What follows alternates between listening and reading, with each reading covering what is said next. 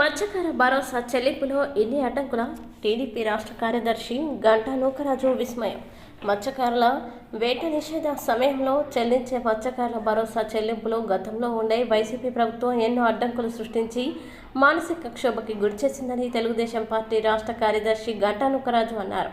Bheemili Telugu Desam party కార్యాలయంలో మత్స్యకారుల భరోసాకి సంబంధించిన విషయాలపై మాట్లాడారు.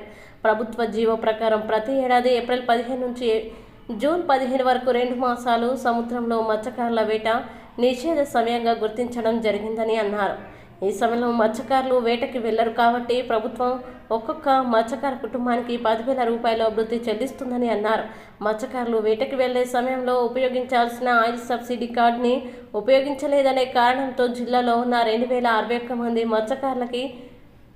మత్స్యకారుల భరోసా నిలిపివేశారని అన్నారు. ఇది అధికారుల తప్పిదం కాదా అని ప్రశ్నించారు. డీజిల్ ధరలు అధికంగా పెరగడం, ప్రభుత్వ సబ్సిడీ 9 రూపాయలని చెప్తున్నప్పటికీ 7 రూపాయల 50 పైసలు మాత్రమే ఇవ్వడం లాంటి కారణాలతో మత్స్యకారులు తక్కువ ధరకి వచ్చే డీజిల్ మీద ఆధారపడి జీవనం సాగిస్తున్నారని అన్నారు. ఎన్నో సంవత్సరాలుగా మత్స్యకారులకి భరోసానివ్వడం జరుగుతుందని, కానీ రాష్ట్రంలో ఏ ప్రభుత్వం, ఏ ముఖ్యమంత్రి అవలంబించని ద్వంద్వ వైఖరి వైకాపా ప్రభుత్వ హయాంలో జరిగిందని అన్నారు. ఎందుకంటే మత్స్యకారులంటే అంత అలసని గంటా నూకరాజు ప్రశ్నించారు. టార్గెట్ సబ్సిడీ, డీజిల్ కార్డు వాడలేదనే కారణంతో మత్స్యకారుల కళాశీలకి రావాల్సిన భరోసాని ఆపడం సరికాదని, దీనిపై మత్స్యశాఖ కమిషనర్, జాయింట్ డైరెక్టర్ పునరాలోచన చేయాలని కోరారు. అదేవిధంగా నూతనంగా ప్రమాణ స్వీకారం చేయబోయే ప్రజా సంక్షేమ కూటమి ప్రభుత్వం అధికారులకి తక్షణం ఆదేశాలు ఇచ్చి మత్స్యకారులని ఆదుకోవాలని గంటా నూకరాజు విజ్ఞప్తి చేశారు.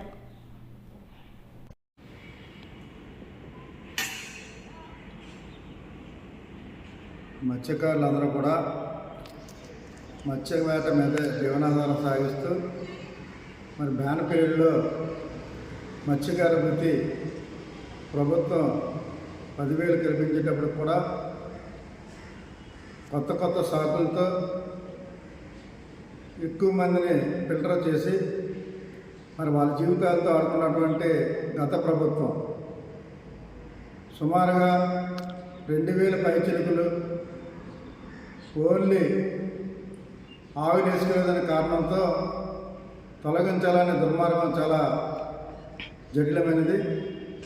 దాన్ని తీవ్రంగా ఖండిస్తున్నాం.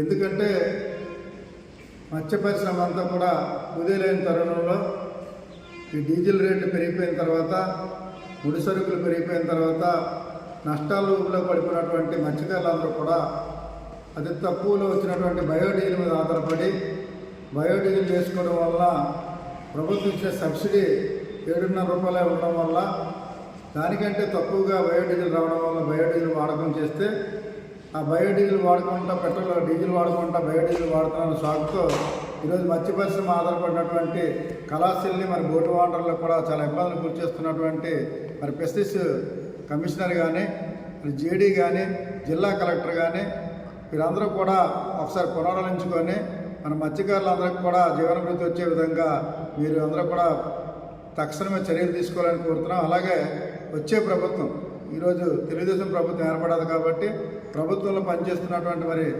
ఎమ్మెల్యే వంశీకృష్ణ శ్రీనివాస యాదవ్ కానీ, మరి లోకల్లో ఉన్నటువంటి ఎమ్మెల్యేలు కానీ, ఎంపీలు కానీ దీని మీద చొరవ తీసుకొని మత్స్యకారులకు న్యాయం చేయవలసిందిగా తెలుగుదేశం పార్టీ తరఫున డిమాండ్ చేస్తున్నాం. అలాగే కలెక్టర్ గారిని కూడా దీని మీద దృష్టి పెట్టాలని మరి వినయపూర్వకంగా కోరుతున్నాను.